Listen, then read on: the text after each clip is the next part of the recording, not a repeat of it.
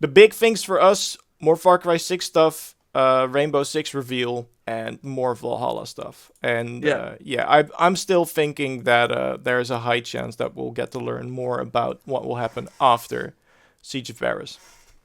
Yeah, what do you I think, think. Joyce? I'm curious to hear what you think will be for Valhalla at the show. I would like to see a first glimpse of Siege of Paris.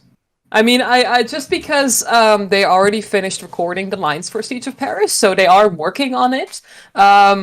So just give us a little story behind it. I mean, of course, we have the post-launch trailer where they already showed some concept art about what the story is going to be and who you're gonna meet and whatever. But I would love to have some sort of, yeah, I don't know, sneak peek maybe to get us hyped for this for the trailer. But what I do think is that they're gonna do is like show a gigantic trailer for the update for the new festival that's coming up, you know, like at the end of the month. Or Yeah. maybe they're gonna hype people up with the Ezio outfit. That, of Yeah. course, we're still waiting for that one. I still think that they're gonna pull another Ostara festival thing and put like a free package in the store again with all the Ostara festival items and Ezio. I'd also agree with the person in chat currently saying that would be the perfect time to release the Unibear. Yeah, let's but use it's always the perfect time. let's use Yesterday was all the our perfect time. podcasts to spread awareness. but what I mean, if I could dream, I would love to see a teaser or a trailer for Siege of Paris because Yeah, I think that's fair. That's fair. What I think is important and interesting is that they are putting Valhalla in the main show. Yeah. Yeah. Odyssey was in the pre-show, and they announced story creator mode.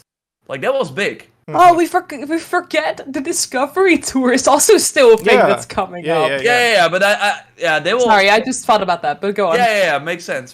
But I think I would be shocked if we did not see Siege of Paris. Yeah. Like with like gameplay. Yeah.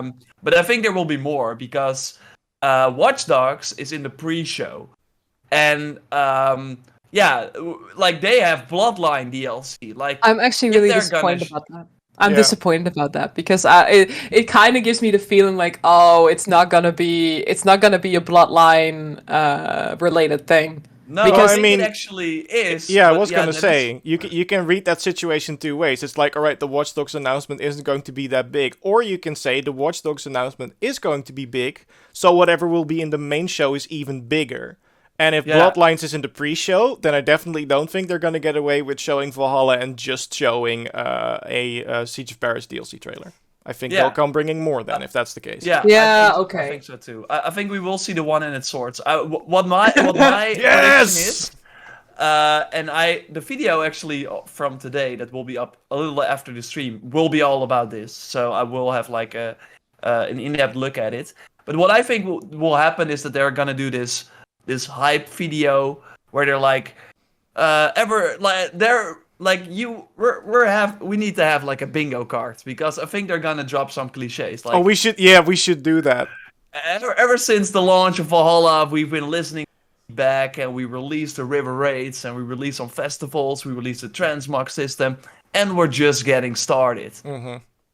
This Tuesday, June 15th, we will finally be adding the highly anticipated Mastery Challenge mode, where you can like battle it out, score, all that stuff. I think they will talk about that. Then after that, like you said, Joyce, the festival, which I think is coming June 17th, because that makes sense with like the real life date. Yeah, with the calendar. Then after that, and later in the summer, we have the Siege of Paris. I hope they like drop a month or like a date. And really, the thing that we've been hearing the most is that people want one-handed swords. So I'm happy to announce that one-handed swords will be part of the Siege of Paris DLC. And we, of course, had the Mentor Guild weapons that we also discussed in videos. Yeah. We will be bringing the swords for free for everyone, and signed by members from the Men's Guild. But it's not stopping there. I will save one thing for my prediction for the video.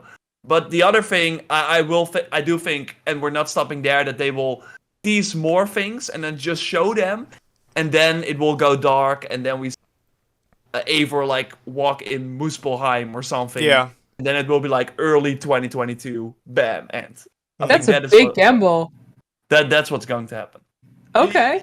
I think what's important about the main show, and we have a lot of other games to talk about, but yeah, I want to kind of touch on No, this for a little sure, bit. for sure. Go ahead. But what is important is that this is going to be like the pre-show. A lot of people we will be live reacting to that, but most people won't. They will tune in at 8 and they or 9, and they will see the whole show. And this will be for people who maybe did not play Valhalla, missed the boat, or that bought it at launch, a good reason to jump back into the game. They have all their eyes on them. They have to convince everyone, hey, we are here to stay with Valhalla. We have a ton of cool stuff planned, and you should be playing right now. And I think announcing the things or showcasing the things we already knew that we're not going to get the people excited that are not playing right now is not enough. You have to give us more.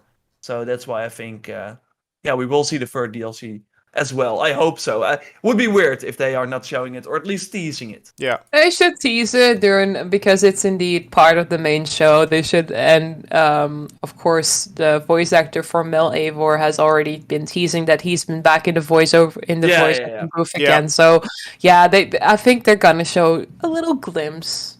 Just tease, you know. It's like Eivor in a new area. Maybe they have to get upfront about it because people will be expecting that it's maybe part of the season pass, which is likely going to be obviously not the case because that was not advertised. So maybe they have to go maybe there's a press release, and then in early 2022 players will get to experience the other realms of the Norse mythology for $40. Something like that. That's what I think is gonna happen. That's a tall order. Yeah, I was And gonna there's say something else, but I will save that for the video. we can discuss this next week to see how accurate this prediction was. But I got a feeling it's gonna be interesting. I got a feeling it's pretty spot on. Yeah. I'm with you on this one. Awesome. I hope so. That would be hype. Would be hype. That's also the thing. It may be a bit of bias from my side because this is also something I really want to happen. I think honestly this scenario that you just described is one of the coolest things that can happen for Valhalla. And since we're probably going to be covering the game for the foreseeable future, something like this happening would be like, all right, cool. Exciting to know that we still have so much stuff left to do. So maybe a bit of personal bias there, but I also think that if you look at the evidence, there is enough to support the idea that there is more coming than Siege of Paris for sure. I mentioned in the video as well some things. So I will save it for the video. So